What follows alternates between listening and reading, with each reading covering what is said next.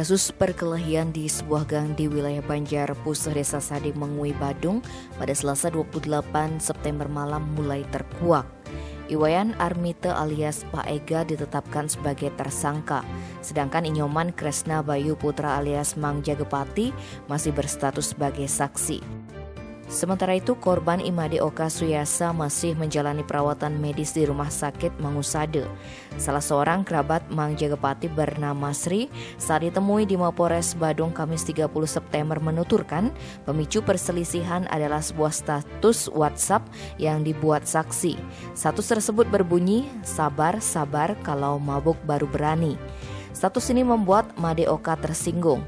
Dia pun mempertanyakan maksud status tersebut dengan menelpon Mang Jagepati pada Rabu 28 September yang sedang bermain biliar bersama Pak Ega di wilayah Blumbungan.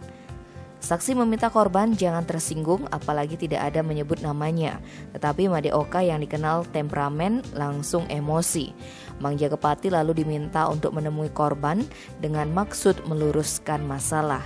Di antara Pak Ega, saksi Mang Jagepati berniat menemui korban, tetapi baru sampai TKP sekitar pukul 21, tampak Made Oka sudah menunggu dengan membawa linggis dan besi. Mang Jagepati langsung dihantam dengan linggis dan mengenai tangan kanannya. Pak Ega yang melihat kejadian itu berlari ke rumahnya yang berjarak sekitar 100 meter untuk mengambil golok.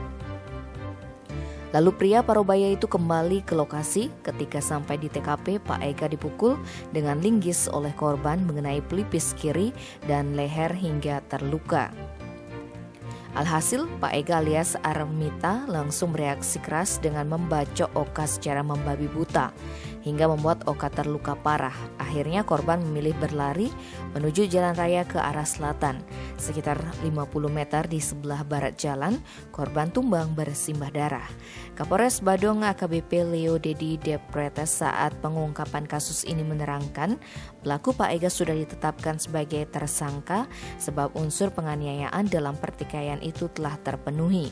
Melanjutkan penjelasan Kapolres Leo Dedi, Kasat Reskrim Polres Badung AKBP Iputu Ika Prabawa Kartima Utama menyebut 3 orang yang terlibat merupakan teman sepermainan.